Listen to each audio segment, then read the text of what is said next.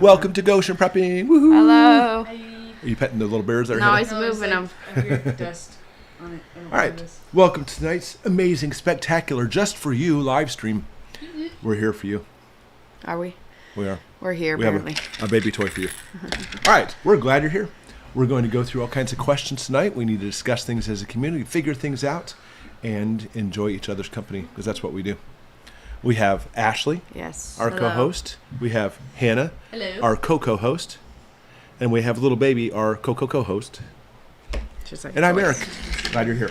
All right, so our friends are pouring in the house. We have Chillin' Penguin Army, of course. Storm Chasing Gal, of course. Kathy Bulmer, Susan, Kim, Mr. Landfill, I talked to earlier today. Hey, Phil. Kenneth, hey, Eric, how are you? Vicky says, hi, hi, hi, hi, hi. Storm Chasing Gal, the one and only Goshen. Dun, dun, dun. How's everyone? Phil wants to know. I'm good. Exhausted. Yeah, I worked on a video today that's going to be coming out this week.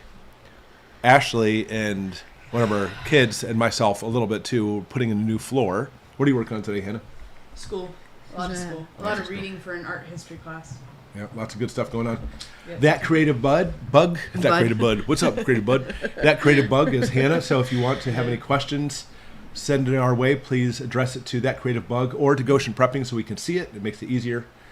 Jason's in the house. So is Judy. So is Laura. So is Natasha. She says, hi, my new favorite prepping channel. Thanks, Natasha. Aw, thanks. You are our new favorite follower. See what I did there? I see that. Storm Chasing Gal wants to know how our little Valentine's doing.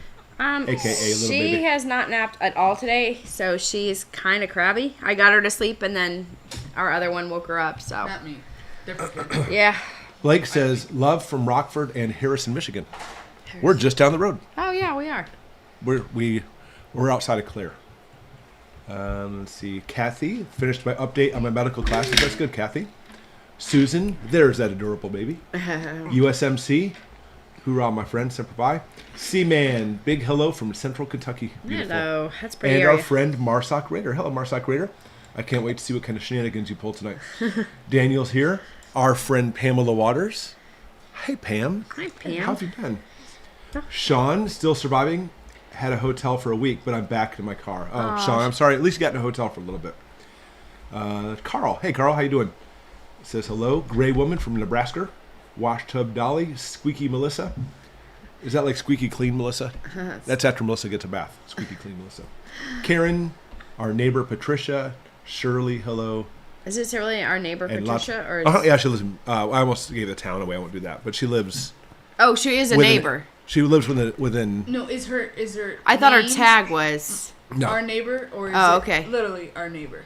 Her name is Patricia, and she is a neighbor Oh, of okay, ours. got it. That's funny. I thought that was. I was like, that's kind of a cool, interesting. Yeah, I thought it was the name. That neighbor. Our neighbor, Patricia. All right, so it's really starting to flow through quickly, so I'm just saying hi So to hello to everybody. everyone. I will say hi with Cooking with Cat Lover, our friend. How's everybody doing? CT, any advice on stocking up water in an apartment? Absolutely.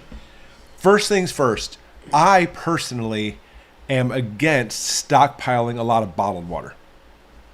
I'm not saying don't have some. Have a case, whatever.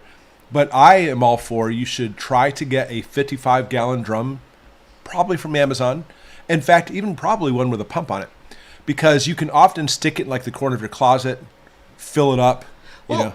Yeah, I mean, if you can't do those, you can buy the blue tub, the water jugs. Those are a little bit more manageable. I think those are like 5 gallons, and they pour.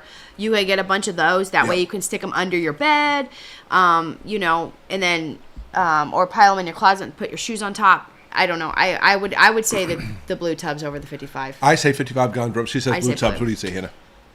She has no idea. I'm not sure. Yeah. So one of the things we talk about, I mention on the channel all the time. I sound like a broken record sometimes. Everybody always says, like prepping channels even, 1 gallon per person per day. And I question how many times these people really go without water. Because for us, we go without water. Okay, It 6 happens. weeks was the longest we went out without water. Let's just say. That was a really, really our rough time. well went kerplunk, literally. That was very hard. And I will tell you, Don't have company when your well goes out. 1 gallon per person per day is really pushing it as far as a minimum. Especially it was summertime, so it was hot. The animals were drinking more. We were drinking more. We needed something to wash our face off, and it wasn't cutting it, just saying. So Jason says Walmart has 7-gallon ones for $15. Oh, That's great. Yeah. That's better than But it's easier to handle. You know what I mean? No, I agree. Yeah, I can't really roll a 55-gallon drum. I mean, not that you can, but if you have to fill it up or... No, you fill it up with like a hose. Yeah, but you're going to have to run a hose from your kitchen sink or outside. Your kitchen sink? Yeah, I know. Darn, I we didn't catch that. What are you drinking tonight, Ash? Whoa, man. It's key lime pie. Uh-huh. Key lime pie tequila. Straight from the kitchen sink. No, I agree. Getting a hose over to it is your best option. Yeah. It's not like one cup at a time, like my friend. All right, so I had a friend who he was just getting into prepping, and he was like, love the man to death. He's trying to figure stuff out. And I was with him, trying to help as much as possible. So he bought case after case after case of bottled water, which, to each their own. I mean, trying to take a French bath with bottled water doesn't work so well.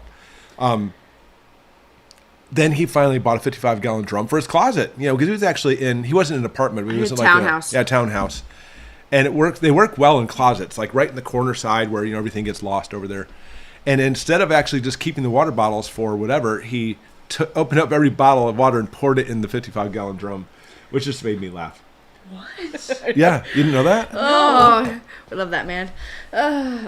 Yeah, so personally, I think 55-gallon drum's the best way to go because it really has a lot of it right there. And honestly, have the aquatainers, I almost said vacutainers, that's my medical life for you, the aquatainers as well. Yeah. What we do, and this really shows for us, we buy Hawaiian punch jugs. Mm-hmm.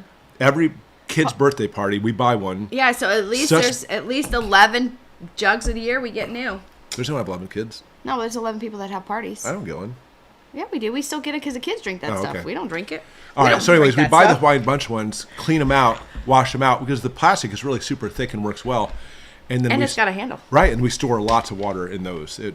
Just make sure you wash it out really well, or your water has a little bit of a sweet taste to it. It depends on which flavor you grab. Could be orange taste. Yeah, it could be great. Hannah, I have to critique you. Oh no. Naomi, when she moderates, she literally opens a Word document and she has all the questions written out on there. She's so OCD with that stuff. That's her writing thing. Hannah's like, yeah, whatever. Okay, so German Shepherds Charlie and Maxie, has a fantastic question. I love this. If a phone rings inside a Faraday cage, is it not sealed properly? Correct. This is all right. So let me tell you. You win. Let me tell you my story here. I am a nuclear specialist, but I am not an EMP specialist per se. Even though I do have a physics degree, it helps me understand these things better. However, I got in contact. I seeked the guy down, who basically is the head of the guy who puts all the EMP and Faraday stuff together for the military and government. I mean, he is way up there. For a few hours, I tracked this guy down. That's what we do for fun, by the way. Naomi, my other daughter's here. That's what he does for fun. Naomi, the other daughter who often sits here, she is like me. We just love to find people we shouldn't find. It's just really fun. Anyways, I found him. I called him. He didn't answer. So I called him right away again because you know how it is. It's a weird number. You think it's like a telemarketer. But I called him right away again, and he's like, oh, this is a real person. So he answered. And I said, can I ask you some questions about EMP and Faraday cages? And he goes, who are you and who are you with? And he literally had this whole thing, and he went through disclosure, you're not allowed to record me, et cetera, et cetera.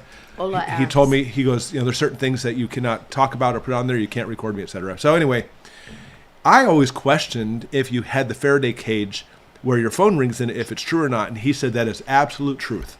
If your phone rings inside your Faraday cage, then your cage is not Faradayed enough. I made that term up. It's obviously there's something leaky in there where the signals are getting through. So that is a true statement. If your phone rings, then it's not working. It's not working correctly. Hannah has one. Chillin' Penguin Army says, Goshen, as a knife Connoisseur. Mm-hmm, where do you tend to get your blades? Oh, that's a fantastic question. As a knife connoisseur, where do I get my blades? I wish I had one specific place. I will tell you first off that I salivate when I come across one of those mega stores that has every single knife known to mankind. Oh, yeah, we've gone to those. Oh, boy. I could spend I think there's one in Tennessee that we go to a couple times, yeah. I get them from there. I sometimes even just get the cheapy stuff from Walmart. I go to gun shows. I love going to gun shows, by the way. There's actually some coming up in the next week or two, and I love them because there's always people there who know our channel, and I walk in, and they're like, oh, look, Goshen Prepping's here, which is kind of fun. I think gun shows are a great place to get them, but you have to know what you're looking for. And then lastly, sports stores. But when I get them from the sports stores, they are super expensive. Yeah. However, I will say this, that we know a guy in Colorado who hand makes knives No. related to us. Oh. Don't say That it. one? Yeah. Oh. And he hand makes them, and they're incredible. Oh, I thought you were talking about the other one in California. He is not relative, but Oh, yeah. That- Oh, you're talking about the Stone guy? Yeah. We know 2 people. Oh, yeah. That's what I'm saying. yeah, I don't know. So Stoke Stones. No, Yeah. he doesn't mind putting his name Okay. out. Stoke Stones has incredible He's stuff. a good friend of ours. He lives in California, and he makes beautiful, beautiful I mean, knives. they're he's really to given be treasured. Yeah, they're. I mean, I've never seen such beautiful knives as he's done. It Well, just blows my mind. I'll see if I can find them And real he quick finds for the you. coolest rocks, and he just makes them out of the coolest for the handles. Oh, Yeah. they're And I don't think he's been to our channel in a while. He used to come to our channel and say hi and It's- stuff. But I'll go ahead and right now post Yeah. a link to his place. I talked to him somewhat recently. Stoke actually. Stones has the most incredible supposed to say, "Whoa, knives you'll ever find. Yeah, They're amazing. And he's so sweet, so sweet. All right, let's see. What else we got, Hannah? I just actually have a question from Natasha. Hello, Natasha. I have a well on my property with a hand pump. That's great, Natasha. That's a good thing Use to have. mine to call it. Do I still need a water filter for drinking water? If you're... All right, so the rule is when it comes to digging out wells with any type of pump, either be a electric pump, manual pump, hand pump, there is a possibility of bacteria being in the well. And so when new wells are put in, health departments will put down in the well something to kill it off. What do they put down there? They pour something in there to kill off the bacteria. Bleach? I think it's bleach, yeah. Oh, okay. Wow, I was looking for something more creative than bleach. Oh, yeah, I think because they said it has to be like cleaned out afterwards. Right, because it kills off the bacteria. But if you have been drinking from this well water for a while, then you should be just fine, because it's very difficult for the organisms to thrive down where there's no sunlight, dark areas, etc. You know, I've been considering making a video about, I have a medical grade microscope with all the stuff to do our own staining. So if we actually have some kind of infection, Ashley has some kind of weird arm infection, I can take a swab and I can put it under the microscope and actually identify what it is as far as the right organism. I like doing that kind of stuff. But the reason I haven't put that into a video, because I kind of wonder how beneficial that'd be for most people, considering they don't have a microscope. Second, they don't know how to do the staining. And third, they have to go out and spend $100 just to get the stuff. So anyways, that's what we do. So we actually do stains and stuff to see if we actually have contamination in certain spots. So long story short, you should be okay. All right, from Granny Jane. Hello, Granny Jane. Any suggestions on how to run our home air conditioner when the power's out? We've been checking out many possibilities, but haven't found anything that will work. All right, so when you say your home air conditioner, I suspect you are talking about a whole house air conditioner. I can't even remember what they're called anymore because we don't have one of those. Central air. I assume you're talking about central air. I will tell you that the amount of power those babies need, it's a lot. It's pretty incredible. I'm not saying you couldn't get a solar system to run your whole home central air conditioning, but it would be 1 mega of a system. Holy moly, it'd be incredible. I know, exactly. Really? Unfortunately, either you have like a serious high power generator and you're gonna be using a lot of gas just to make the whole thing go, and I'm talking about a serious generator, mind you, or if you actually have like the solar system that everybody would like dream over. Your best bet, instead of actually even going that direction, is possibly just buy a portable air conditioner, not even necessarily a window one, but one of the floor models, and have that for someday crap hits the fan. At least you could put it in one room, and that one room would be manageable, and they can actually be run off a solar generator, by the way. I actually have one of those units, and I ran it off my solar generator for quite a while. It works pretty well. The better and bigger the solar generator, the longer you can run it, but that is a possibility. Yeah, unfortunately, air conditioners take so much power. It's incredible. Let's see. Jason Bishop says, any advice on long-term seed storage? I have a ton of seeds.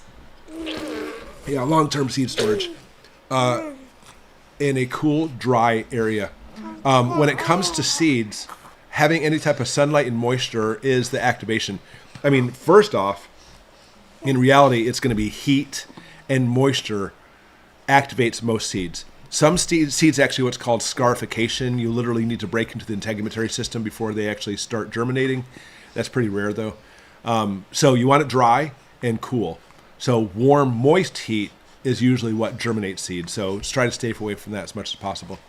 Also, by the way, I've heard from somebody who is a really big seed guy that seeds need to actually have air.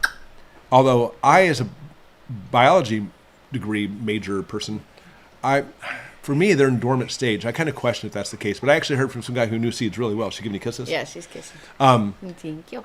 And if you actually put them in a sealed container, it will actually kill the seeds over time. So having a breathable envelope with seeds, that's why you'll find seed packets in like paper envelopes because they're breathable, is your best bet. From Chewy, 6:15. Your thoughts on generators? I like them. All right, next question. I'm just kidding.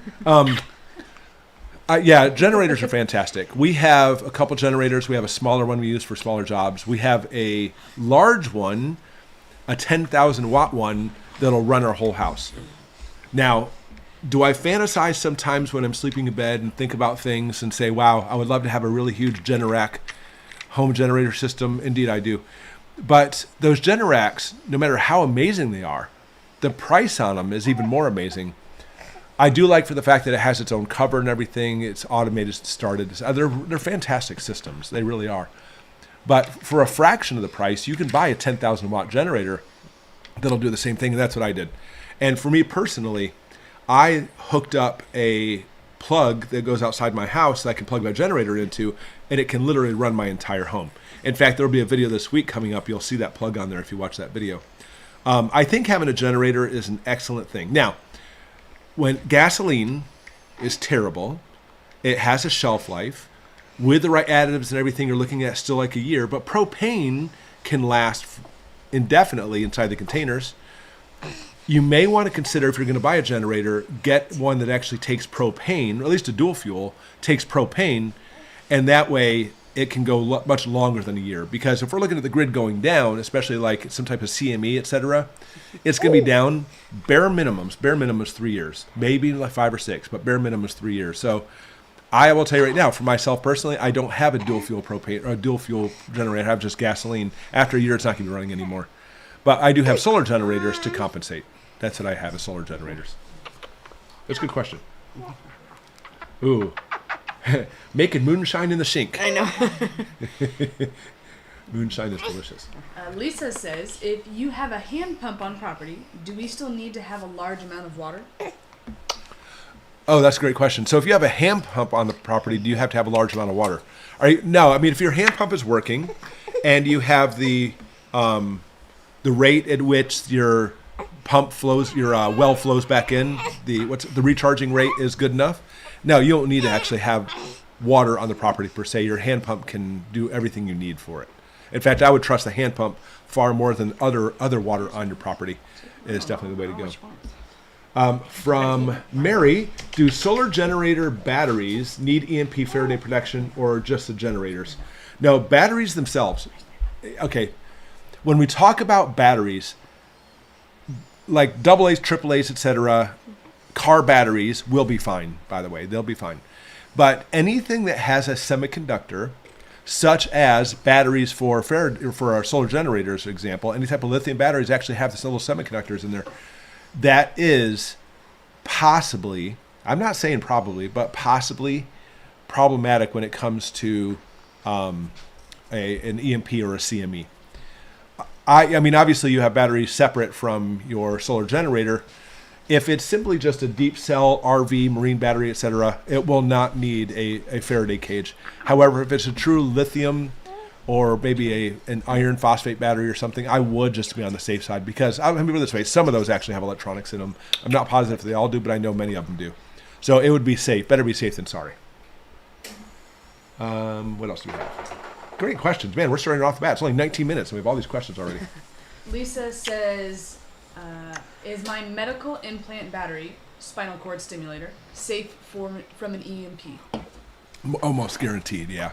It's too small to actually have the cross-section area to be able to take the ions in to cause any problems. And even for the fact that it's a battery too. But the device itself being small, like people wonder if like a pacemaker will be protected from an EMP, almost guaranteed. Things like that, very small things, unless you have them plugged in somehow. Being plugged in, then there's kind of like all hands. What's it? All bets are off. All bets are off. Yeah. If that's the case. Oh, hey, it's a super chat from Jordan B. I still don't know how to say your name. I apologize. Jordan B. You say that every time. I know. It doesn't roll off his tongue correctly. It will. I hope it'll click one of these days. It's interesting about microscopes. Back in the day, I worked as a clinical lab tech and did plenty of gram stain slides and auger plating. Yeah, that's exactly what we're talking about. I never give away our preps, but I will tell you this. We have multiple fridges and freezers in this place. Multiple. And we have one fridge that has a whole section of Petri dishes. I get excited about that kind of stuff. I love doing biology and microbiology. And Except when you can't find places to put the cheese. And I have all the different. I have gram stain. I can't find what? When you can't have any place to put the cheese because of the Petri dishes. Oh yeah, that's true.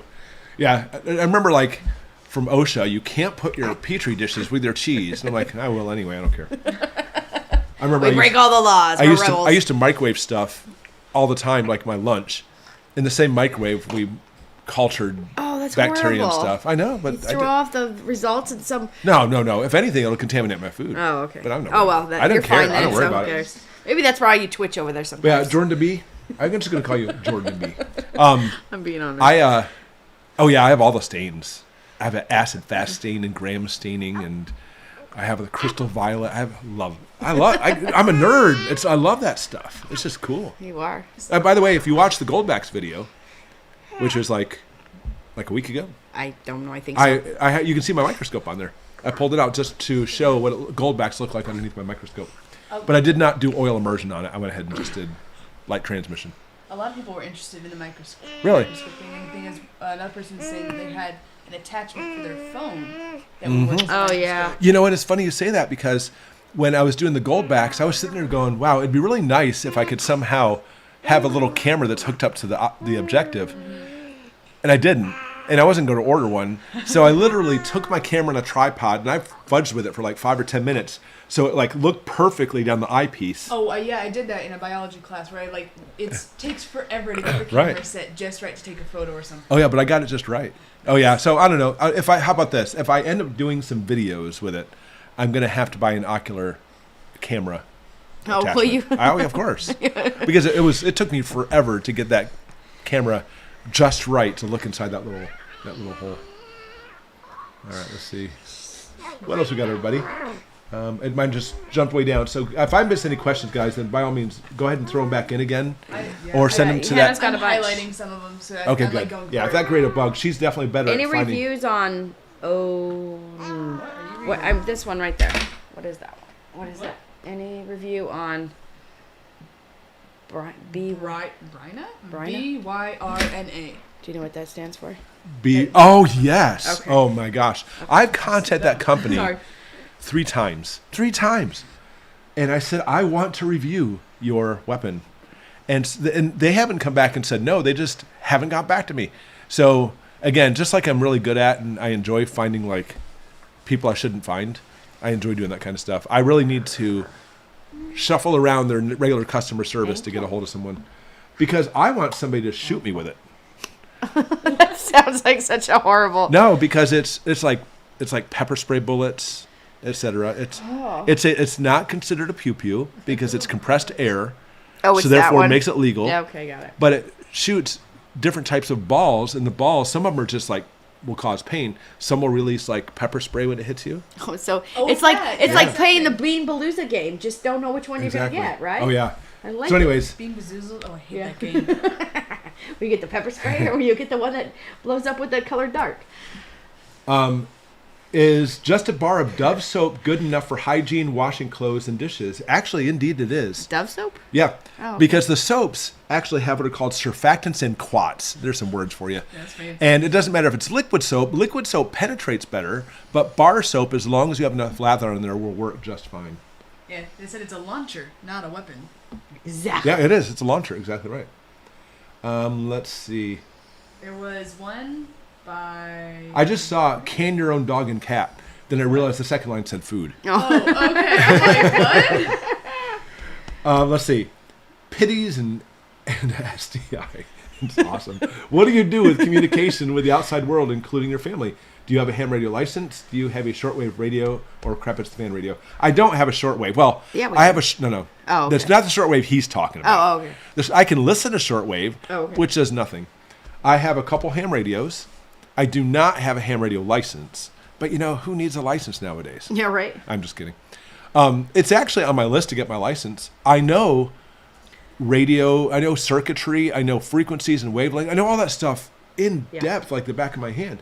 So it doesn't take much for me to take the test.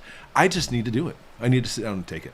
And every Finding time is complicated. I am, guys. I am so stupid We had swamped with to stuff. schedule the flooring a month ago so that we'd get it done. All right. And we still pushed it by a week. From Natasha, how do you guys recommend prepping for pets?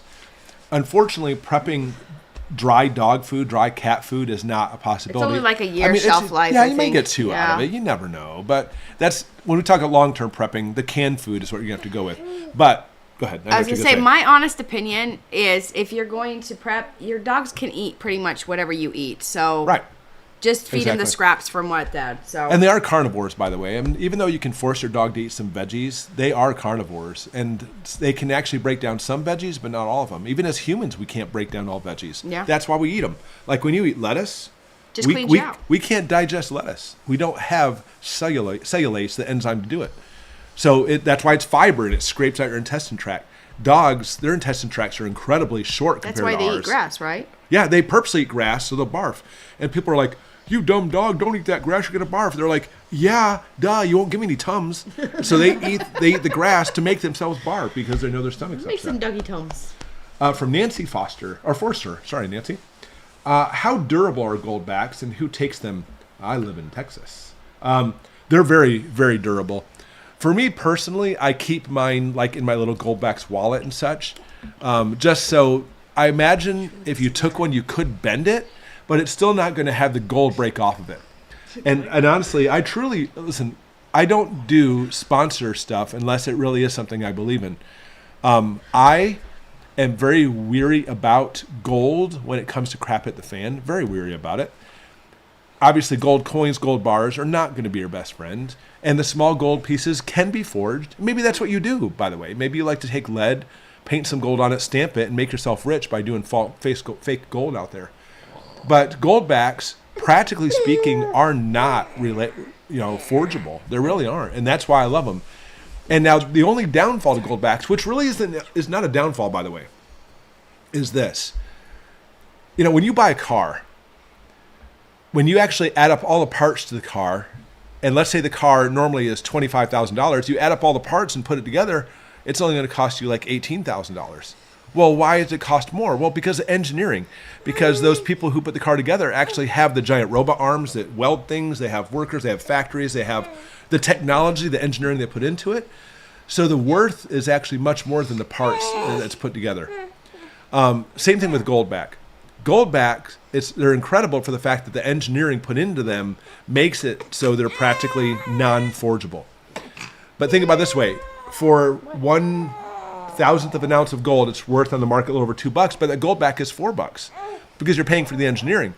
But understand though, it's not like buying the car. Once you buy that car for $25,000, you drive it off the lot. Now it's worth $18,000. You're like, darn, I just lost $6,000 or whatever, $7,000 for those who keep track. GoldBacks, you pay $4 for it, even though it's only $2 worth of gold on there, or just over $2. But guess what? When you're done, you can turn around and sell it for $4 still. And you can sell it back to the companies for $4. You don't lose money on them at all. Which I'm going to put a video out later, by the way. A lot of those little tiny, like 1 gram gold things, you lose money on them. As soon as you get them, it's already depreciated, and you cannot turn around and sell them back for the same price. It's a far less price. But GoldBacks, you can sell them back for the same price. And that's why I like them. I sound like a GoldBacks commercial. That's hilarious. All right, what else do we have? Oh, so who takes them? Second part of the question. Anybody who likes them. I will tell you, and that's actually going to be this summer, by the way. I'm looking forward to it. I'm going to do some things where we go to yard sales. I'm going to see how much stuff I can buy from yard sales in a day with GoldBacks. Interesting. I know, it's going to be fun. Who knows? I may get nobody, but I'll try. I feel like you're gonna get a lot of questions. What is that? Oh yeah, I'm sure. And then I mostly have a pamphlet. This is a GoldBack. It is made of real 24 karat gold. It's like, here's a business card. For Right, you. exactly. But businesses across the country are starting to take these because people in general know that our money is going down the toilet. And it may be in some of these places it's more like a novelty. They're like, oh, this is gold, $4, sure, I'll take one. But if you try to buy $400 worth of stuff, they'll be like, nah, I'll take one for $4 maybe. I will tell you, if you go to like a jewelry store, if you go to like a coin store, they'll probably toss you out because they hate them for some reason. They hate them. Probably because it cuts into their business. Somebody asked, where do you get GoldBacks? Do you have a link? Oh, I do have a link. All right, so Somebody asked, keep chatting. does keto work? Does the keto, yes. Oh, man. We keto started does work. keto almost a year and a half ago. And you can try her if she wants you. I don't know what her deal is. I lost 65 pounds. Now, I have gained some of it back since I've had her. When I nurse, I gain weight, which is ridiculous, but it is how it works. So same thing with me. I lost 65 pounds. But I will tell you, for me, it's not even just the weight loss. I feel 100 times better. And even more so, if I go off keto for a few days, which, it happens, I will feel like garbage for a few days. So it's not even just the weight loss, although that's a big part of it. I put a link up for Alpine Gold, by the way. That's, my opinion, the best place to get it. But you can get GoldBacks from a whole bunch of different gold dealers, but that's the one I go with. Why are you so upset? It says keto What happens flu. if you fold a GoldBack? They won't fit in a standard wallet. I don't know. I don't have a standard wallet. I would love to. That's a weird question. I don't know. I will tell you, the bigger GoldBacks won't. The 50, it has so much gold on it, and it's so big, it will not fit in a standard wallet. I wouldn't do it. I would carry it like a checkbook. Like, how you carry checkbooks. That would just be me. Somebody asked, how long does the keto flu work for? Or last for? It's Gray Woman. Not just anybody. That's Gray Woman. I didn't see that. I had the keto flu, but honestly, for me, it was like so minimal for only like maybe 3 or 4 days. I had it a little bit longer, but I think I had a bigger issue with sugar. I don't know what you're doing. Well, I think that's what it is. I think the keto flu is about you're addicted to the sugar stuff. Yeah, and when you and take it takes away, longer to detox out of your exactly. system. She having a hard time. Yeah, I think I'm going to have to scoot out, folks. You want me to step away? No. Okay. Everybody say bye, Ashley. You want to scoot in? Yeah, I'll move my chair out of the way and just kind of. So from Clutch Cargo, hello Clutch Cargo, cash versus gold, which is better? It's tough, isn't it? I mean, right now, today, cash would probably be better if you want to buy and sell stuff, because most places don't really consider gold as far as any type of tender. So I would say in that case, we're probably looking at cash would be better. But if you're talking about for just like crap hits the fan, for investment purposes, if you're looking at for bartering, etc., then I think gold is much better. And honestly, I say silver too. I think silver is fantastic. But it's one of those same things, though. It's extremely difficult for average Joe to know if the gold you're getting in a barter situation or the silver you're getting in a barter situation is real. That's the difficult part. Bluegrass says, are you all stocking up on yarns, fabrics, and notions for clothing, linen repairs? If you're asking general public, then that's a good question for everybody. Are you stocking up with those items? If you're asking us, oh yeah. We have, how many tubs of yarn alone do we have? I like to crochet. And we so have like a couple tubs, A full. lot of yarn. And yeah. Naomi and Ashley and myself, we like to sew. Mm-hmm. And then now one of my other daughters is getting into it too. So we have fabric everywhere. Yarn and fabric. We have multiple sewing machines. I love to sew. Sewing's fun. I never get a chance to though. No, everyone's right. so busy. Let's see. What about when gold prices go up and the $4 GoldBack is worth more than $4? Yeah, so whatever the market value for the GoldBack is, and we've already seen it gone up a little bit, by the way, because it was like, I remember like a month or two ago, it was $2.04 was the gold price, so it was like $4 for a GoldBack, and then it went up to like $2.20, and then it went up to like $4.15. So the GoldBack price goes up along with it, according to the gold part of it, not necessarily because of the way to put it as far as engineering goes. From Jay Ross, if I have one of those giant blue barrels for water storage, should I use some sort of stabilizer in the water to keep anything from growing, or just rely on the water filter? If you have a water filter that actually is good, that should be good. But it's always best, in my opinion, to go ahead and put a little bit of bleach in there too. I have a video. I should really have this linked more often. I should have like a link of videos I can just throw out. Because when it comes to that, you want to get the right concentration. Too much bleach is bad for you. Not enough bleach won't sterilize the water completely. I think it's always good to bleach it. But, you know, if you actually have a good water filter, you know, it should be just fine. From Canning Mama. How long does carbon monoxide last in your body? Well, that's the question there. It depends on the dosage and how long it took you to receive it in the first place. And it could be in there for quite a while. But it takes... All right, so what happens is this. Your red blood cell has what's called an affinity for oxygen. And for every hemoglobin, it can actually attach 4 oxygen atoms as it travels through the bloodstream. And there's numerous things that changes that, by the way. You know, so when your red blood cell passes by the lungs, it has a greater affinity for the oxygen, attaches the 4 oxygens. But when it gets down to your tissue, there's multiple things that come into play. Your acid-base balance, the size of your capillaries, all these things come into play to try to make it so the oxygen comes off the red blood cells. But I'm talking about, it doesn't lose all 4. It'll like maybe just lose 1, and that oxygen will go to your cells so it can actually go through aerobic metabolism. What happens with carbon monoxide, when it attaches to those binding sites in the hemoglobin, it's a incredibly high affinity, and your body has a very difficult time for stripping it off. So even if you removed yourself from a carbon monoxide situation, it may be hours, if not even days possibly, that it'll stay attached to there. And you'll start having it so the person's literally suffocating even though they're breathing in oxygen. Their lungs are working still, but the red blood cells are holding on a strong affinity for that. The only way to stop that from happening and get it off there quickly is put them into a hyperbaric chamber, you know, what like deep sea divers use, and that'll actually will make the change. It'll change the affinity and make the carbon dioxide come off quickly. That's the only thing that'll make it do it quickly. It could be on there for quite a while still. That's an interesting question. I don't think I've ever had that one before. What about, I don't know if you answered this one.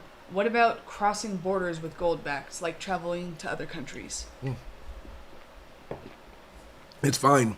A lot of countries, I don't know of any countries right now that ban the use of gold, although I think that could be a possibility. Taking the GoldBacks through is just like taking a gold coin through. You know, I mean, if you're trying to take it through for possibly exchanging and stuff, then you may have it so they'll stop you at the border and see what's going on with that. So there may be like a limit on how much you can take through, but it's the same thing. If you go to the foreign country, it's a gamble. Some people will accept the GoldBacks because it's gold, and some will not. But you have to go that with everybody. Even here in America, it depends on where you go. I see a question. I saw one, and now it's gone.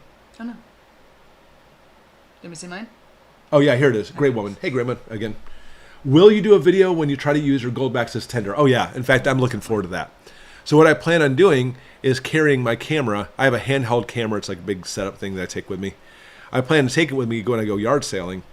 And if I come across something that I want to buy, then I'll see if like Hannah's with me. I'll say, Hannah, go ahead and film. Yeah. And of course, it's so hard though. I don't mind. I don't care about filming. But then the person who's like trying to sell you, like the first aid kit they're trying to sell you, will be like, what's going on? Yeah. Will you take 3 GoldBacks for this? Why are you filming me? What's going on? People get really nervous when it comes to cameras watching them. Yeah. Which, we've been doing it for years. It doesn't matter for Walmart and stuff. We have cameras with us. It's just who we are. And some people will be like, I know one lady who she constantly is like filming TikTok stuff, and she's like, "Do you care if you're on camera?" I'm like, I don't care. Well, everybody else is like, "No, don't show me on camera." Yeah, Hannah gets right up there. So let's go ahead, and she like takes over. Let's see. Is it okay to keep 55-gallon barrels of water in a greenhouse with a constant temperature change? Vicky, fantastic question. If you're going to do that, I would not fill it all the way up, especially if you're talking about freezing, by the way. But for people who have greenhouses, that's a greenhouse trick, by the way, is have it so along the edges where the sun hits it, put barrels of water in there, make it so there's room for expansion. But what happens is it's going to drastically slow the change of temperature in the greenhouse, possibly even making it so if the temperature drops below 32 at night, your plants will survive. So yes, you can. Just don't even come close to filling it all the way up. So that way if it freezes, it won't burst it. Or bust it, or however you want to put that. All right, let's see. Answer this one by J. Ross about the giant blue barrels. I just answered a blue barrel one. Okay, then that's probably the same one. Highlight it. Yes, but yeah, wasn't sure. I did answer that one. All right, right. I had another one. Where'd it go? Ooh, from Danaman's Gump Ride. It's great. I love YouTube names. Danaman's Gump Ride. Question: how long does block cheese last in a Ziploc bag, unrefrigerated, in a bug-out scenario? It'll last indefinitely. And that's basically how cheese was stored. Understand that back in the day, milk, as you know, especially like raw milk, will unpasteurized will spoil conceivably in a day. It doesn't take long at all. And so they realized that, if we can actually turn that milk into butter, it'll last longer. If we can turn that milk into cheese, it lasts longer and tastes a lot better too, mind you. So the cheese, it's amazing because they'll even put wax on it too to make it last longer. But even if you don't have the wax, it will turn moldy on the outside, but the mold cannot go deep into the cheese. And that's why we have cheese, because it may turn moldy on the outside. And I remember when I learned about this, I was like, back in my day, I was like, there's no way I'm going to shave off cheese, mold off my cheese and eat it. But we do it all the time. It's weird. It works very well. I'm like we buy like from Azure Standard, if you guys are familiar with them, we buy raw cheese from them, 5-pound blocks of it. And we'll cut off a section and slice it up, whatever we need to. Then when we come back, either that section pieces or the next part will be moldy, and we'll just make sure we get all the mold off of it and then keep going. It works really well. Strider says, is cheese good for you? Cheese is really good for you. Yeah, cheese is great. The enzymes actually help you digest it. You have a lot of proteins in it, which is always good, especially if you have the whey with it. That is really, really good stuff. Yeah, so cheese is fantastic. Prepper Medic says, wasn't the cheese covered in wax to help? Right, yeah, so sometimes you can buy cheese with wax on the outside of it that will help prevent even the molding on it. But you don't have to wax your cheese. I mean, a lot of people wax their cheese, but the mold can just be shaved off. Yeah, very good question, or a statement. Mine just like literally jumped right to the bottom. All right, Elvis says, what's better for keeping food from rotting, salt or vinegar? Well, I guess it depends what you want. I mean, salting works very well with some foods. It makes it so it sets up what's called a hypertonic solution in which organisms can't grow. People think that food just rots. Food doesn't rot unless we actually introduce microbials to them, like bacteria usually, and that's what makes it rot, by the way. So by salting it, it makes it so any bacteria that lands on there will automatically die quickly because it can't survive in that salty environment. When it comes to vinegar, it's an acidic environment, and that's where fermentation comes in and does the same thing. It sets it up so the organisms can't grow and make your food spoil. I think it's a matter of what your taste is. Personally, I'm not a big fermentation lover kind of guy. It's okay for me, like sauerkraut. It's okay. I'd rather not have it. Oh, but I love salt. Yeah. I'm a salt guy. So good. There's your poll question for the night, everybody. If you had to eat either one kind of preservation, either salted foods or fermented foods, which do you prefer?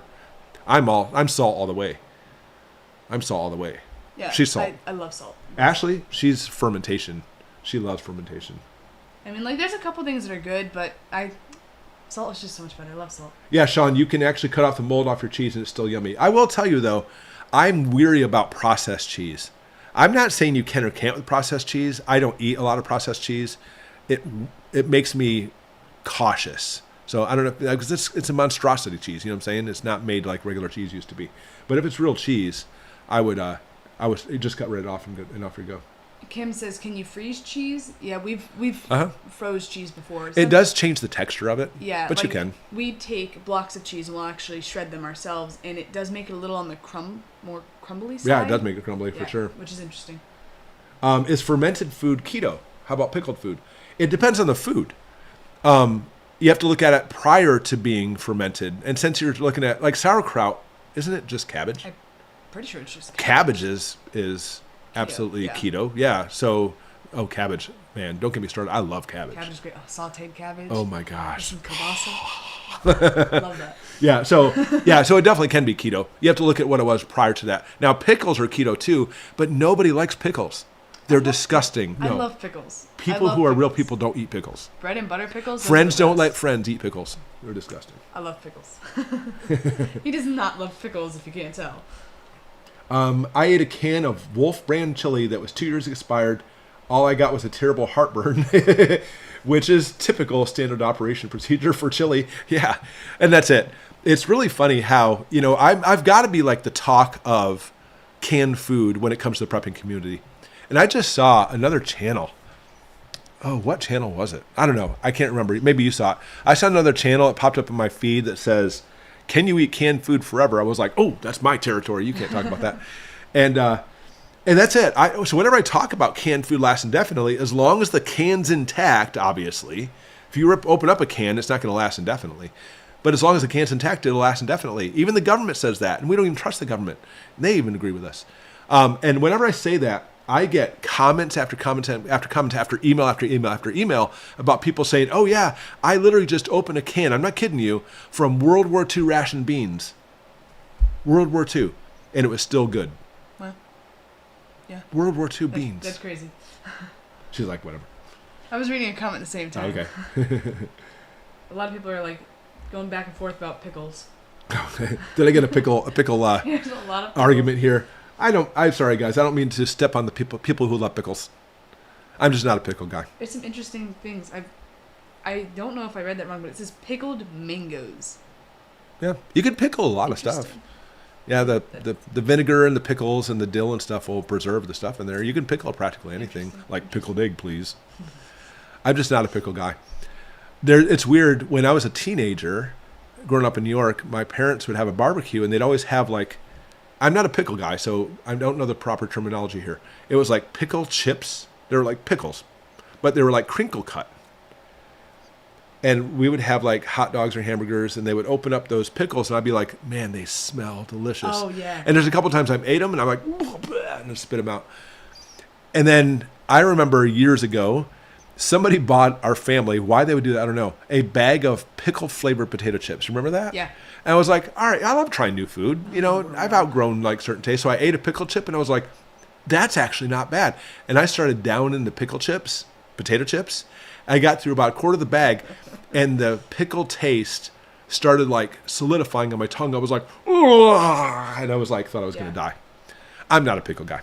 I wish I were. They smell good. And the thing is, there's certain pickles that are much better than the others. And like, I love to go to the restaurant, and I'll get like a burger or something. And I'll be like, do they have good pickles or not? And some have amazing. Elvis, this is my kind of question right here. What is it? Oh, actually, you know what? Bluegrass Arion has the first question. I have to go that one first. If this was asked already, what do you speculate the next steps will be for the U.S. strikes in Iran and Syria? Unfortunately, I believe it's going to lead to all-out war. And I'm not saying that with any type of glee by any means. I believe that's the direction we're heading. And is it being pushed that direction? I do not have a definitive answer for you.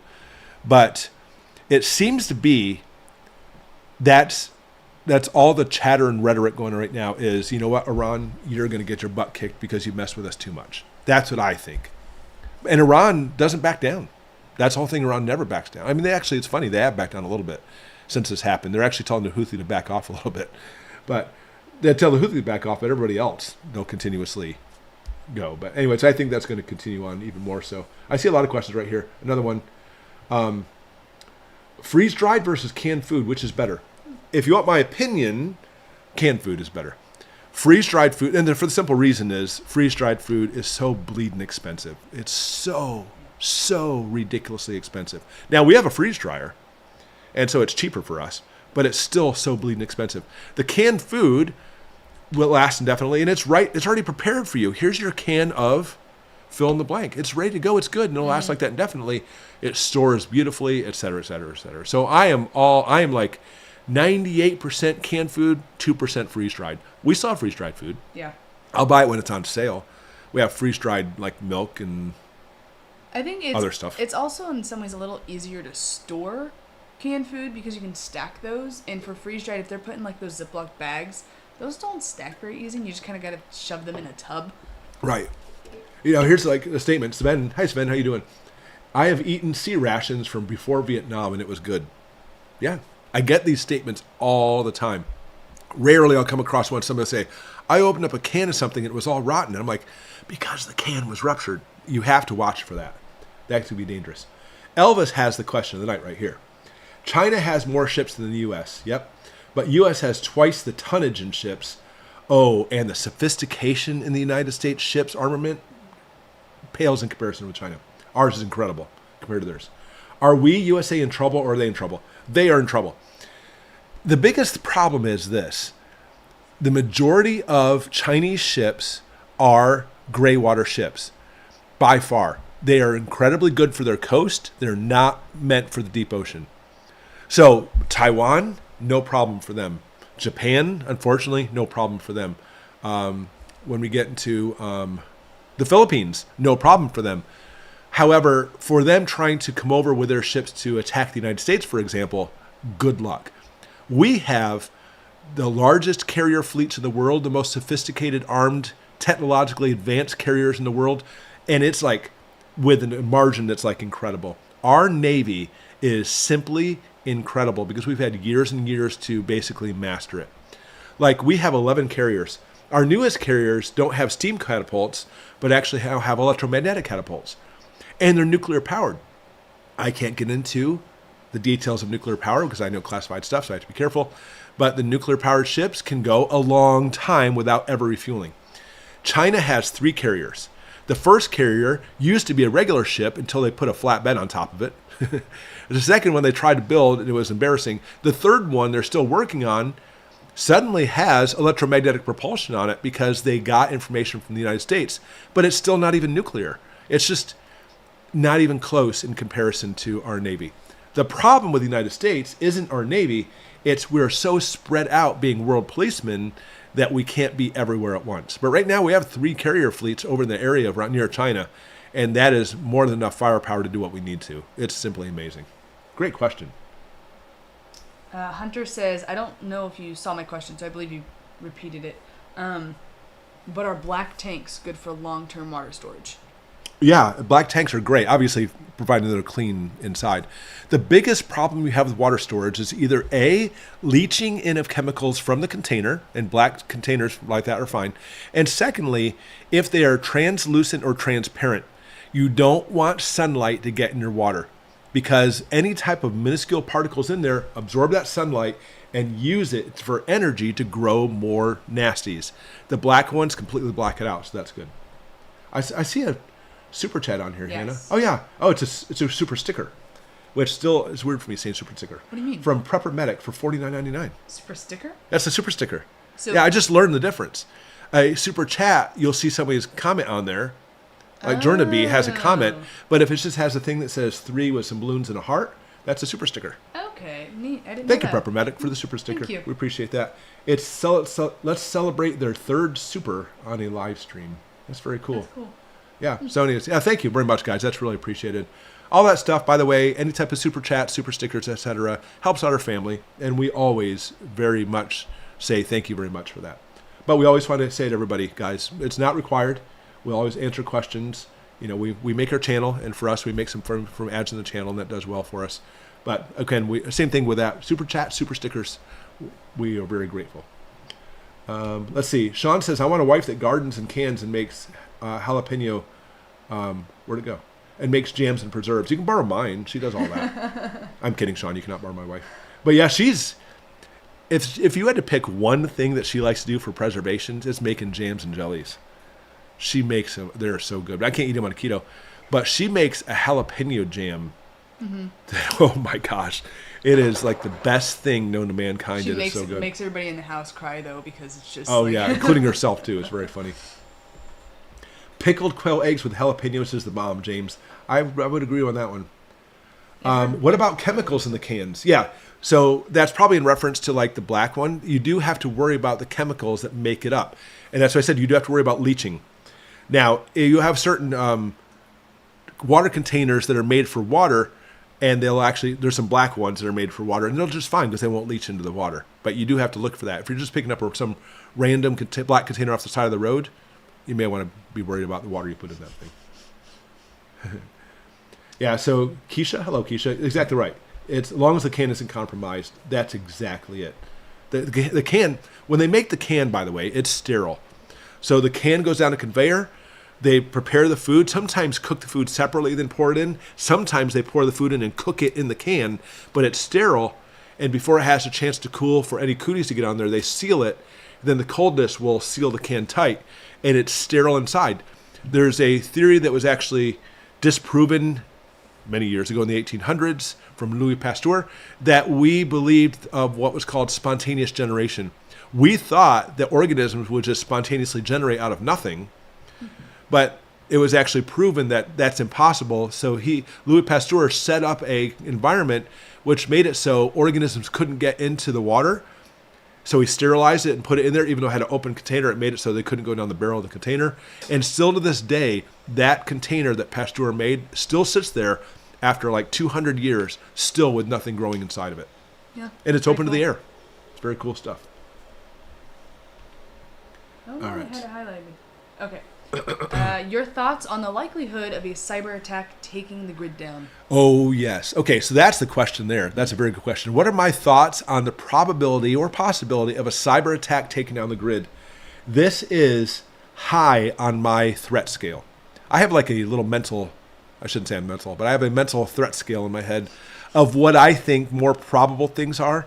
This is a more probable thing. I very much believe that a cyber attack taking down the grid is a very, very big possibility. And I say that frighteningly, guys.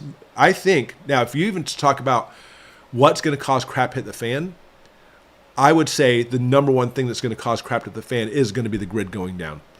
Either A, by cyber attacks, or B, by some type of other device, or the list goes on and on. I believe that is what's going to cause the grid to go down, or that's going to be what's going to cause the crap at the fan, is the grid going down. And that scares the daylights out of me. This isn't a question, it's just a statement. Pineapple habanero jelly. That sounds so good. Oh, yes, it does. Yeah. I just love pineapple anyway. I know, pineapple's so good. All right. Let's see. Are there alternative ways to reconstitute freeze-dried food without water? I'm sure there is. Water is called the universal solvent. It basically, obviously, water makes up everything, including us. We're just these giant bags of water with muscles and bone, you know. So as long as you have any type of water-based stuff that you could reconstitute, it would probably reconstitute with even like tomato paste or pineapple juice or all those things, because it's water-based for all that stuff. I imagine you probably could reconstitute it a little bit with, if you have like some olive oil too, I'm guessing. But it's not so much for the fact that you need straight water for it. You just need a liquid, because in the dehydrated state, it needs to reabsorb it again to be reconstituted. So yeah, you can reconstitute practically anything. Pretty cool, pretty cool. Let's see. Pineapple is really acidic. Oh, yeah. We're talking about something else. You guys are talking amongst yourselves. I'm sorry I'm butting your conversation. Patricia says, I know this is late, but I had to look up the correct name. How do you feel about... Oh, I do not know how to pronounce that. Nataminsin here. It's right here. On shredded cheese. Is it safe? I don't know. Oh, one of the chemicals on there? Yeah. I don't know what... Oh, netamycin. Natamycin. Yeah, natamycin, it's a fungus. So what I do I don't know if it's safe or not, I'll be honest with you. But on shredded cheese, it's going to ruin your cheese culture. I don't eat it with it on there. So if we ever actually take or make shredded cheese that's not going to be consumed within a matter of a few days, we'll just freeze it. We'll put it in a freezer bag and freeze it. That's actually one of the things, by the way, that literally... Oh, I've totally lost my train of thought. Shredded cheese. Shred it. Fungus is what you're Yeah, talking the fungus looking on it. So we just... Oh, yeah.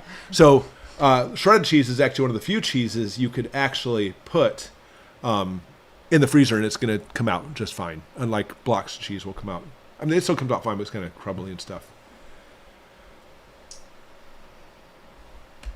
What is the very best protein source if you are literally out in the woods? I'm heading out in 2 weeks, and I'm asking for ideas. I'm going to be on an electric scooter to get out of the city. Wow, interesting. By far the best protein source out in the woods would be any type of critters you can get your hands on, like deer. You know, so what you gotta do is on your scooter, just put like a deer fishing line behind you and put on, what do deer eat? Deer eat corn. Yeah. So take like a big corn on the cob and drag it through the forest, and they'll grab it and you can reel them in. I mean, I'm being completely facetious. But meats are your number one protein source. Milk has protein source. I don't think you're going to find a deer to milk, though. And then you can get some proteins from some funguses, so like mushrooms, I should say. We love foraging. I'm not a master forager, but you can find stuff to eat all over in the forest. It's everywhere. And that's fun, too, by the way. We love taking the kids out, and we have the books and everything. And we teach them this is, like there's some mushrooms, by the way, you do have to worry about as far as it being poisonous or not, but as long as you know what to look for them, like when we get morels, as long as the morels have a hollow stem, then you're good to eat, and it's very easy to identify that stuff. Echo36 gave a super chat of $4.99. Really? Thank you so much. Hold on, I don't even have it in mind. So let me find it so I can say it officially, which I don't see it. Oh, here it is. All right, Echo36 over Echo36. Can you speak to hiding food, medicines, money, etc. in floors and walls? Convinced mobs socialize supplies when that's a huge thing. We have this thing. I'm laughing because I don't let things out of the bag when it comes to our house and prepping and stuff, but finding little cavities in walls is really it's fun. I love finding little nooks and crannies. Or like, hey, there's something here. We could put something here. And so it's actually really easy. The hardest part is understand that if you have like a bedroom and a living room, and here's your wall, and you have 2x4s in there, you have 3.5 inches in between that drywall. You could put stuff. 3.5 inches, you can put a lot of stuff in there. The problem is the stinking drywall. It's the drywall. So here's what you do. You ready? I'm going to give you one nugget for this tonight to chew on. All you do is buy some of that prefab wood that looks like it's like kind of like a paneling. I'll be drinking that from her. She lost it. She walked away. So like, I'm not even going to call it paneling because it's not like whenever I picture paneling, I picture like the paneling from the 70s, and growing up in the 70s is like, oh. But like, it's like the prefabricated wood that usually has like lines going down it. It's really nice looking wood. If you get your wall, tear out about waist level all the drywall below down, and then clean it all up, then get some of that prefab wood and put it there and put some trim along the bottom and the top. All you need is 2 screws to hold it on. You could take out those screws, pull it away, and you literally have this huge stash of putting stuff. But since people see that paneling there, they don't think it's in the wall there. I should do a video about that alone, Hannah. I should. That'd be a cool video. I know. That'd be a good video. Secret hideouts. I'll think about that. Floor space is more difficult. It's depending on where you're at. Unfortunately, with the floors, if you're going to be talking about weight bearing, you're going to have to know what you're doing in that. But it's actually relatively easy if you know where the studs are. You're usually looking at like maybe 2x6s or 2x8s for the studs for the floor. And let's say you know exactly where that. If you can cut right along the center of those studs, but again, still a place that would actually not be usually load bearing, somebody standing on it, you can cut the carpet there too, glue the carpet to that board that was actually the floor, and lift it up, and you can put stuff in the floor there as well. Now, again, if you're going to be standing in that spot, at the very least, somebody standing there will be like, oh, what's wrong with the floor here? So like doing that like in a closet, for example, is a real good thing to do. I'm actually, in a lot of these things, I'm very reluctant to show this because that way you'll break in my house and you're like, haha, I know where he's storing that stuff. You know what I'm saying? So that's kind of stuff that you could do. I mean, honestly, I just realized that you put Karen-driven mobs. That's so funny. We love watching stuff about Karens. Yeah. Karens in the wild. Have you guys ever seen Karens in the wild? Oh my gosh, it's an interesting channel. Yeah, it's funny. Yeah, so anyways, when friendly neighbors go bad, that's the whole thing. If they're Karens, they're never friendly. They're not friendly neighbors go bad. They're always Karens. I believe people are born Karens. All right, anyway, so that's what I do. I probably should make a more sophisticated video showing some of those things. There's certainly some things that I do that I am very reluctant to show on camera. Very reluctant. Yeah. But I'll say it again. You ready? Be creative. There's hidey places all over the house that people don't think of. Lots of them. But I have to be careful because people will steal from my house. Elaine says, salt. Do you use table salt or something like Red Man salt? Oh, Red Man salt's always better if you have something like that. But it's not important about the salts with the minerals in it as much as it is that the salt sets up a situation in which organisms can't grow. So any salt will work, mind you. Table salt, iodized salt, kosher salt, rock salt. Yep. Don't use the salt that's like the salt substitute. So it'll kill you. That will kill you. And obviously don't use like a salt lamp either. Salt lamp. Take the salt lamp and rub it on there. That'd be awesome. Richard says, if you clean off fallout using shampoo with conditioner, if you clean off fallout using shampoo with conditioner in it, is it true that radiation will bond to your hair and body? Yes, you cannot use conditioner at all. Shampoo, fantastic, Because again, being the quats, understand that any type of shampoo that's truly the soap, or somebody asked about Dove soap earlier, what it does is literally the soap breaks off the particle off your skin and surrounds it in a bubble of ions. That's basically how quats work. It's really neat. Conditioners, however, are meant to stick to it and will retain the radioactivity in your hair. You don't want the conditioners. You may have soft hair, but it'll be radioactive hair. And 9 out of 10 people don't want radioactive soft hair. So just stay away from the conditioner. Soap is what you need. Redfish Text says, would the government go back to broadcasting on the old TV airwaves if the internet was taken out? Just a thought. No. Unfortunately, Senor Barack Obama signed an executive order to do away with all use of radio airwaves and put everything into digital. I mean, if you're talking about, are they going to put it out like on just television networks, then yeah, but not using like the old school things where, remember, we actually had to we had a knob to change channels, but there was only 3 channels, you know? Those are gone. Those are dead because of Barack Obama, which the day he signed the executive order, it pissed me off. Why can't you let free market decide these things? If people want digital, then go digital. Why do you feel like you need to make it a mandatory that we have to go digital? It's stupid. Yeah. Granny Jane says, what is the best antibiotic to stockpile for common infections? I have to be careful with this one because I'm no longer a licensed physician. But just over general common infections, I would stockpile simply penicillin-based antibiotics. They're amazing broad-spectrum antibiotics. They've been proven true for time and time again. So anything that ends in cillins, in my opinion, is some of the best, simply just doing broad-type stuff. There's different infections work better with other antibiotics, but those are things I'm always very weary about getting that information out because it's weird. You know, if Hannah comes over here and just gives me an ibuprofen, I would say thanks. But if I give her ibuprofen, since I'm actually a physician, I'm looked at differently, and therefore I'm more susceptible to being sued for whatever. It's stupid. Yeah.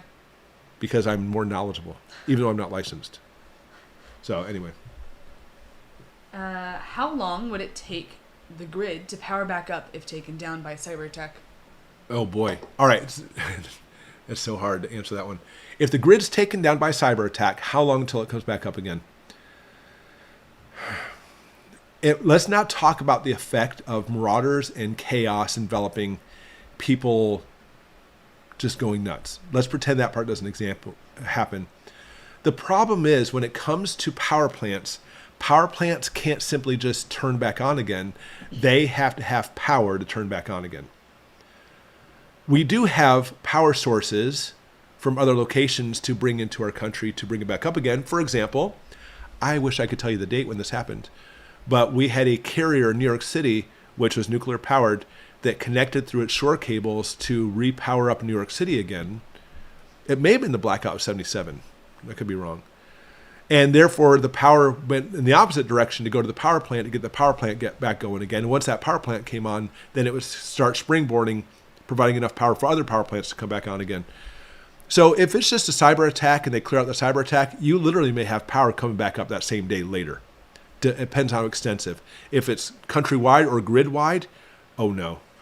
Power's going to be out for days, if not weeks. And we're going to have to find another source to bring it back up again. But then we're talking about chaos because that's the part we have to worry about. Not having electricity to your house isn't the worry. It's the people who go crazy because there's no electricity that are the worried part of that. And that's the part I can't stress enough, that the human factor gets involved, and it's going to be chaos enveloping if we see the grid going down. That's why I worry about the grid going down. It's not about solar generators and generators. I got plenty of those. But it's the chaos of people having this. Back to the last question. A lot of people are saying, what do you do if you're allergic to penicillin, though? Yeah, so in fact, unfortunately, if you're allergic to penicillin, I can't give you any specific ones for broad-spectrum antibiotics. The cyclines, I mean, it really depends on the infection. It's really difficult to say. I'll give doxycycline. How about that? I don't have one. It really depends on your infection. Get Dr. Alton's book on antibiotics. That's my recommendation for you. And from there, you can actually use the alternates because a lot of people are allergic to penicillin. Anaphylactic, which will kill you allergic to penicillin, is a very real thing for a lot of people. So knowing what you have there is important. So get Dr. Alton's book. I could probably find the link for that if you want while Hannah talks to you and just sees how you're doing. There was a question that I can answer. All right, good. Is your daughter married to a prepper? I am not married, so no. No, none of my daughters are hitched. And then, let's see. I'm like way far back into the questions because I want to make sure I don't skip any. I'm going to put Dr. Alton and Nurse Amy's website on here.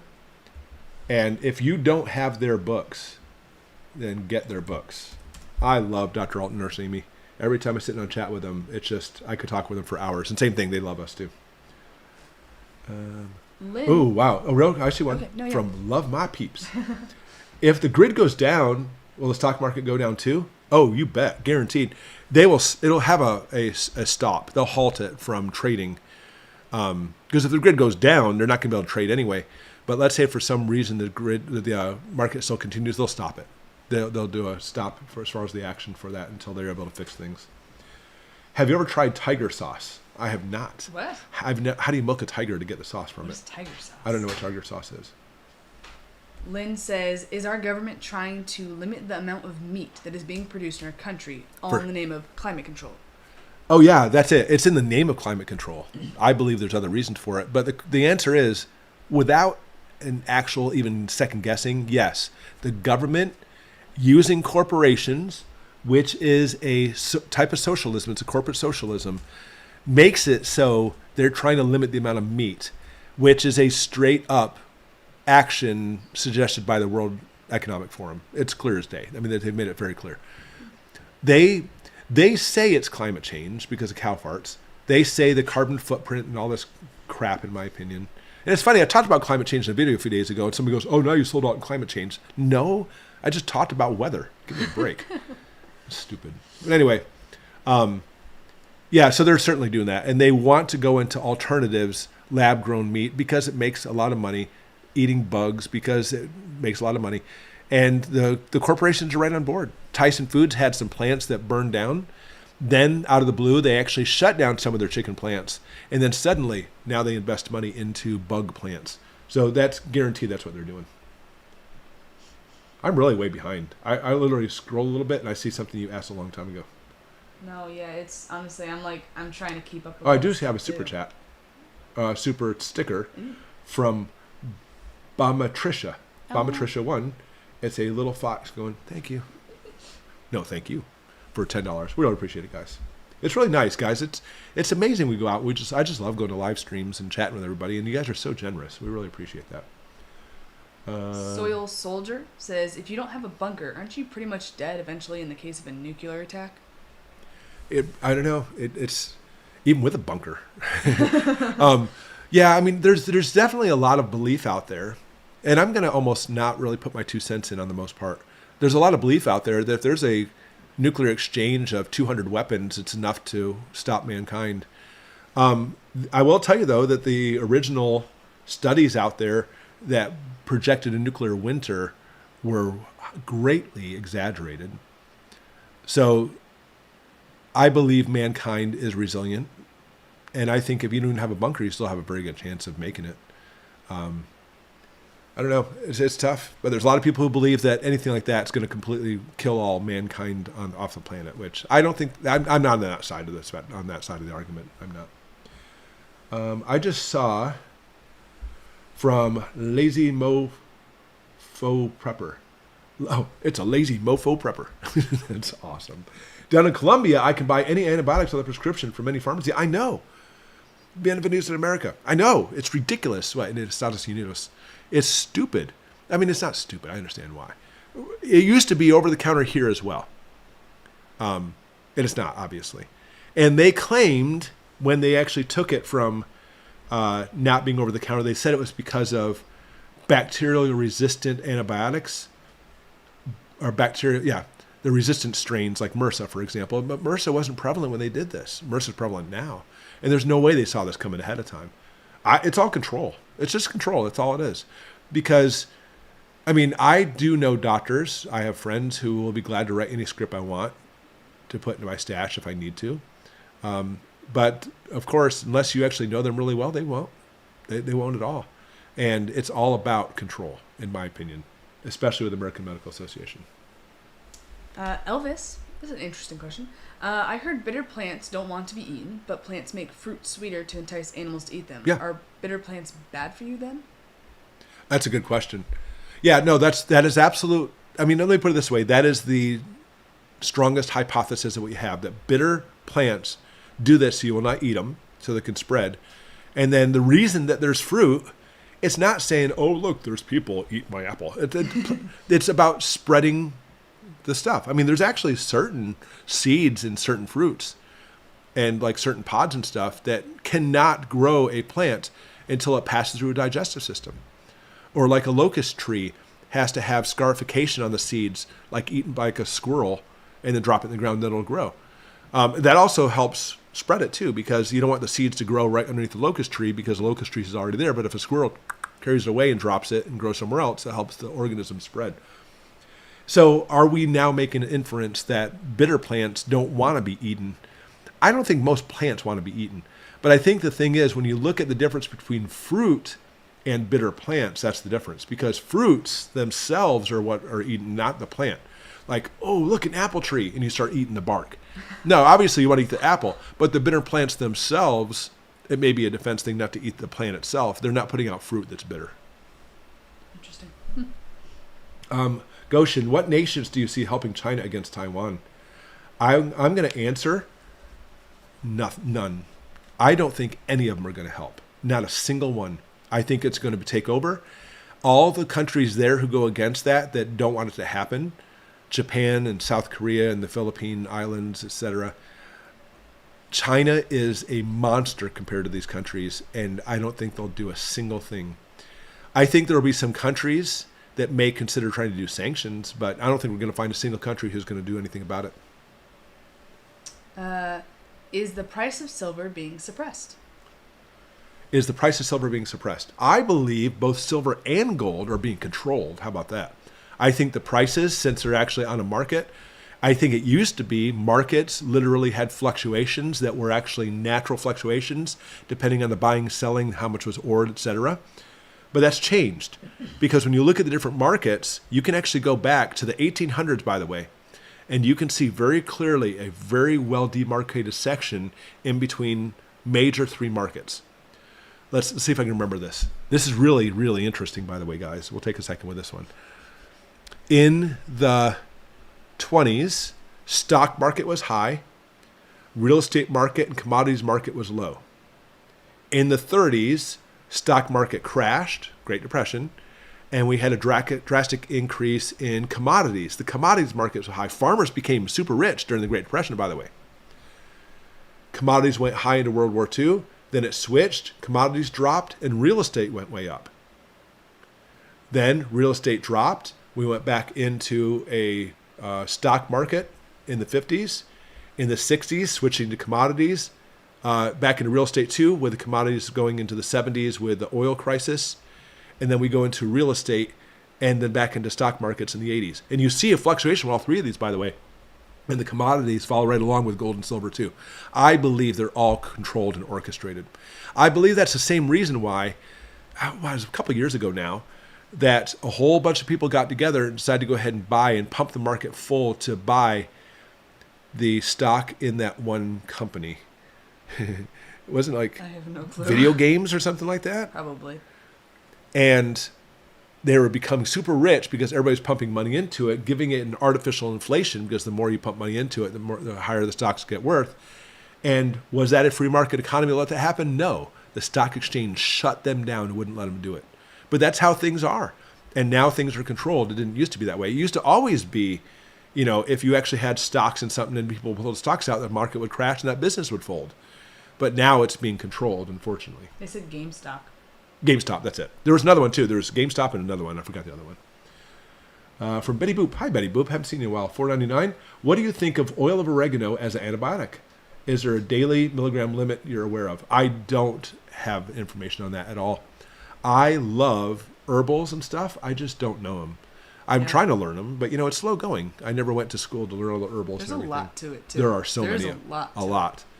But I will tell you that I remember back in the day when I was studying medicine, that 95% of the pharmaceuticals at one time came from plants, predominantly the rainforest, something like that.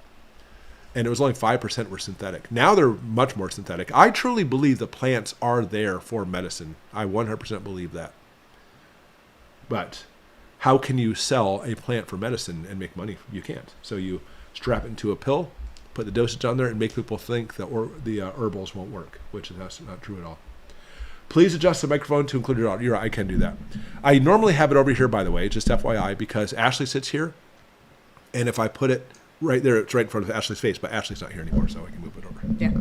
Hello. I'm only going to be on for another about 10 more minutes anyway, just a little bit more. I don't want human fertilizer in my garden. Me too, Sean. Yeah, I'm not a human manure person. I will tell you as a doctor that you can have manure from all kinds of organisms. Any herbivores, by the way, make incredible manure. Even chicken poo, even though they eat bugs. Granted, it actually has high nitrites to burn. That's what burns does, by the way. It sets up an osmotic situation where it burns your plants, but it's still excellent fertilizer. Anytime you get into omnivores and carnivores, it's actually dangerous. Human feces is the most dangerous feces, one of the most dangerous anyway, on the planet. All kinds of organisms, it is super, super, super dangerous. And even though human manure is used and you let it basically go through the process by putting like sawdust or straw on it, I still won't touch it. We have plenty of other manure to use. I don't believe in human manure. I think it's dangerous. That's just me. Did you already answer the super chat in question? Yes, I did. Okay. Wasn't sure if you did. I see one from David Jones. Will the EMP trap work plug in or cigarette work in my jackery? I'm not sure about the EMP trap. If you're talking about like the EMP shield that like works on a breaker system, they work well. I'm not familiar with the EMP trap plug-in or cigarette working. I'm not sure about that. I don't know. I'd have to look into that. I know your jackery works. Jackery's awesome. It just brought me down to the bottom of the comments. Okay, here's a question that I get all the time. Oh, it's from David Robbins, who's asked me this question before. Hi, David. How are you? I think you asked this on my Goshen News channel. It's off topic, but CME warning. How are you notified? Do you have a specific app that alerts you to an incoming event? There is no app that I know of. And the CME, when we're talking about like an X40, which is a Carrington event, which will be like super dangerous, they estimate we'll have 30 minutes warning. That's how long it takes because it's such a high energy pulse coming from the sun. It's so fast when it hits the earth, it only takes 30 minutes to get here. When most EMP, or CMEs I should say, will take usually a couple days from the sun to get to the earth. I'm hoping that somebody sees it just in time and will have some kind of alert out. I watch this stuff all the time as much as I can, but I'm not on my computer 24 hours a day. Mm-hmm. And so, therefore, there's no guarantee you'll get a notice at all. We are heading into a solar maximum, and this summer is supposed to be a pretty hot summer. We're already seeing a lot of this stuff anyway. So, guys, it is something, it's a very real concern. Again, we're talking about the grid going down for that as well. Let's see. Oh, they said it was the AMC was the other stock. AMC, that's right. That's what it was. Good, thank you. Pities and STI. That makes me laugh. $5. Does the expiration date really matter in drugs, mainly pills and antibiotics? Can you take drug 1 or 2 years after the expiration date? Okay, again, officially I'm supposed to tell you to talk to your doctor. But in reality, yeah, the studies have shown not only just 1 to 2 years after the expiration date, but they've actually found specific medications that were 40 years old, and the majority of them were still above their efficacy level. They were still well enough to be able to do what they needed to do, which is amazing. There are certain drugs, however, and this is me staring at the wall trying to remember what they are.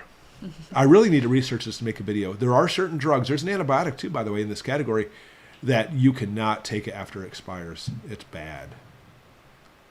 And I don't know what it is. Some kind of prepper I am, right? My brain's turning to Swiss cheese. Well, it is almost 10:30 already. Yeah, I know. Yeah. I really am starting to feel it, too. That's crazy. Last time I looked at the clock, it was like 9:20, and then suddenly it's 10:30. It's like, oh, okay. I see it. What is your doctoral degree in? Are you an MD? Actually, not an MD, but I am a physician. I'm nothing now because I'm out. But that I was in the ER for a few years, and then I did private practice for a few years. And my biggest thing, my specialty was we're in a trauma unit, and I was worked as the coordinator for the trauma and the code blues and such. That was my main role, although I basically have seen everything.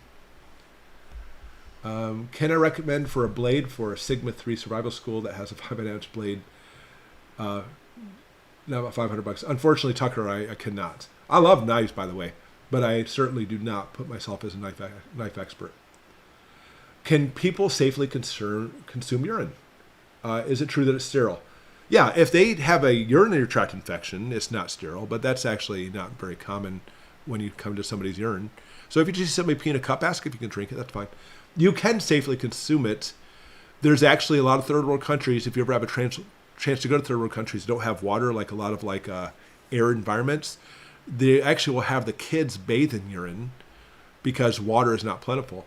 But you can drink urine, but not much of it, because it's going to start becoming disadvantageous for the fact that you're taking too many particulates in, and it's not going to help like when it comes to your dehydration. Another drone attack on Dr. W. Yeah. It's interesting how you don't even really see this much anymore. It's propping up so much. If you have chest congestion, look into mustard powder paste. Cool. Wow. It works. Yeah, there's a lot of that good stuff. I just don't know. Sue Ladine said, I didn't get noticed again. I don't know what that means. It means they didn't get notified for the live stream again. Really? Yeah. You know what? Did I tell you I've been talking to YouTube? YouTube asked if I want to chat with them about fixing things. And you know what they told me? I told them, I was like, you know what, YouTube? I think you're shadow banning me. I told them that. And they're like, we don't shadow ban people. And they said, but what happens is, and I don't know, maybe this is true or not. I don't know.